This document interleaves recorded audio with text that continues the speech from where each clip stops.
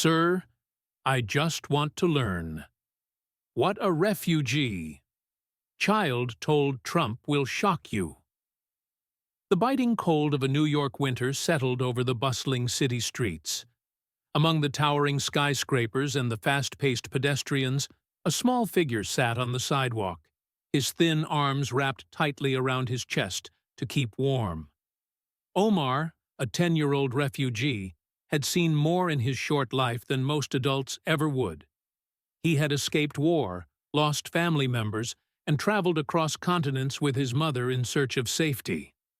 But despite the struggles, one thing remained firm in his heart: his dream of getting an education. That day, Omar sat outside a grand office building, flipping through the pages of an old anatomy book he had found in a donation bin. His fingers traced the words carefully, sounding them out in a language he was still learning. His lips moved silently, his concentration unwavering even as people passed by without a second glance. Then something unexpected happened. A group of men in dark suits stepped out of a sleek black SUV, their presence demanding attention. The man in the center of the group, unmistakable with his familiar stature and confident stride, was none other than Donald Trump. As Trump walked towards the entrance of the building, his sharp eyes scanned the street and landed on Omar. Something about the boy, his small frame hunched over the book, the determination in his young face, made him pause. He turned to his security. "Give me a minute." As he approached, Omar, unaware of who stood before him, looked up. His deep brown eyes, filled with innocence and unspoken hardship, met Trump's. "Sir, I just want to learn." Trump blinked, caught off guard. "What did you say?" he asked, crouching down to the boy's level. Omar held up the book with small, frozen fingers. "I want to be a doctor," he said firmly, "but I can't go to school." The words hung in the cold air between them. For a moment, Trump didn't speak. The boy's voice wasn't pleading. It was simply stating a fact. He wasn't begging. He wasn't asking for money. He was asking for a chance. And that, Trump thought, was something he could never ignore.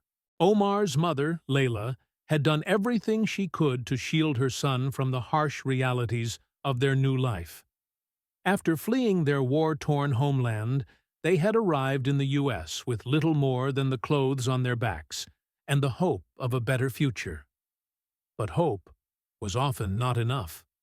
Layla had taken any job she could find, cleaning offices late into the night, washing dishes in small restaurants, and even sewing clothes for a meager wage. Despite her efforts, their small rented room in a run-down apartment building was barely livable. The heat barely worked in winter, and the ceilings leaked when it rained. Omar had learned quickly that survival meant sacrifice. While other kids his age played in the park, he helped his mother carry groceries from the food bank. When his classmates talked about school trips and new shoes, he smiled but stayed silent, knowing his mother couldn't afford such luxuries. And yet, through it all, Omar never lost sight of his dream. He studied by candlelight when their electricity was cut off. He borrowed books from the library, even when he had to walk miles to get there. But the hardest part wasn't hunger or cold. It was the feeling of being invisible. No one saw him. No one cared.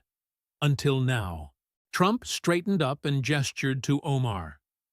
"Come inside," he said. "Let's talk." Omar hesitated, glancing at his mother, who had just arrived after her long shift cleaning offices. The exhaustion on her face was evident, but when she saw Trump extending his hand to her son, her breath caught in her throat. Inside the grand lobby of Trump Tower, Omar and his mother sat across from Trump in a private meeting room. Coffee was brought to the table, but neither Omar nor his mother touched it. They sat in nervous silence as Trump studied them. "Tell me your story," he finally said. Layla wiped her hands on her coat and took a deep breath. "We fled our country 2 years ago," she began. "My husband, he stayed behind. He told us to go, to find a better life. But it hasn't been easy. Without the right papers, Omar can't go to school. I work all night cleaning, and during the day, he studies from books he finds." Trump's gaze shifted back to Omar. "You teach yourself?" Omar nodded. "I read every day. I practice words. I want to help people, like my father did." Trump leaned back in his chair, fingers steepled together. The boy reminded him of the stories his own father had told him, stories of people who worked hard, who never gave up despite the odds. He made a decision. "Let's fix this." Within a week, Omar and his mother were connected with a team of legal professionals who expedited their paperwork. A scholarship was arranged for Omar at one of the city's top private schools. On his first day, Omar stood in front of the massive school gates, his heart pounding. He gripped his backpack, brand new, a gift from Trump himself, tight against his chest. Trump, standing beside him, patted his shoulder. "You ready for this?" Omar nodded, eyes shining. "Yes, sir." As he stepped forward, joining a group of students his age, Trump watched him go, knowing that this wasn't just about giving one boy a chance.